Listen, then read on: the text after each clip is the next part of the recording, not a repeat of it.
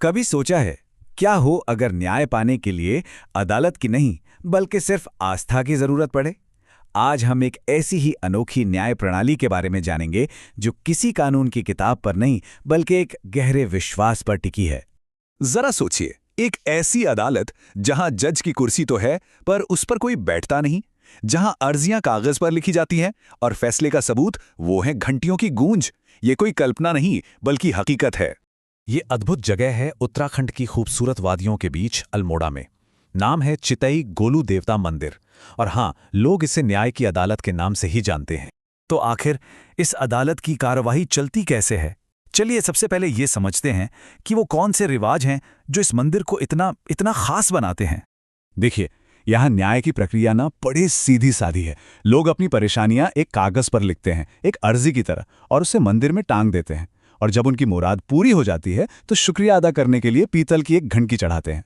पर सवाल तो यही है ना कि अर्जियों और घंटियों से न्याय का ये सिलसिला आखिर शुरू कैसे हुआ। इसकी जड़ें ना सदियों पुरानी एक कहानी में छुपी है। इसके लिए हमें समय में थोड़ा पीछे चलना होगा, उस कहानी को जानना होगा जिसने एक राजकुमार को हमेशा हमेशा के लिए न्याय का देवता बना दिया।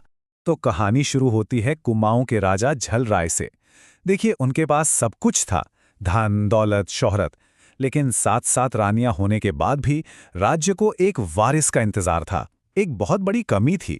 फिर राजा ने 8वीं रानी कलिंगा से शादी की और उन्होंने एक सुंदर राजकुमार को जन्म दिया।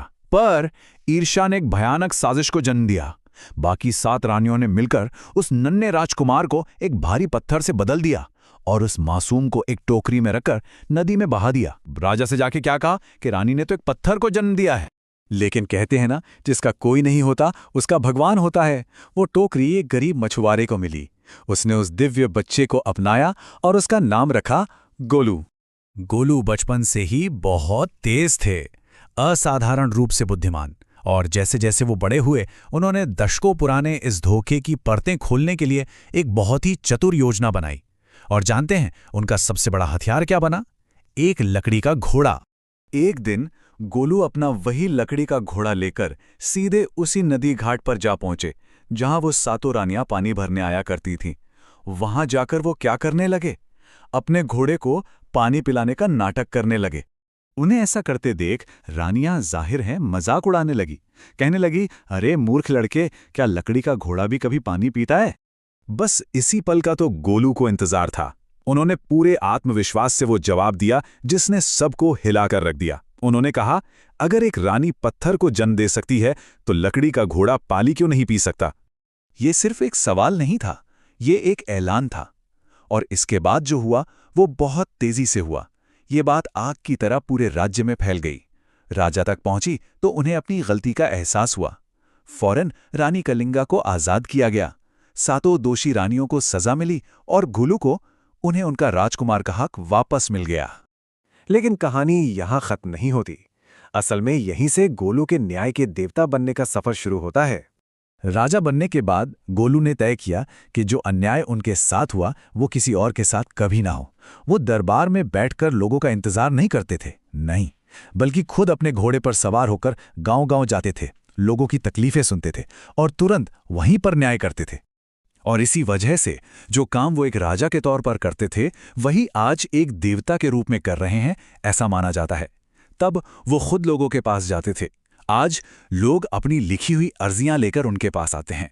आज की हर एक परंपरा उनकी कहानी से जुड़ी है। ये जो लिखित अर्जियां हैं, ये उनकी जन सुनवाई की याद दिलाती हैं। ये जो घंटियां हैं, ये न्याय मिलने पर जताए गए धन्यवाद का प्रतीक हैं। और उनका वो सफ़ेद घोड़ा, वो आज भी उनकी पहचान है, उनकी निष्पक्षता की निशानी। आज इस मंदिर में लटकी 10 लाख से भी ज्यादा घंटियां, ये सिर्फ धातु के टुकड़े नहीं हैं। ये पूरी हुई इच्छाओं की, सुनी गई प्रार्थनाओं की और न्याय में अटूट विश्वास की गूंज हैं।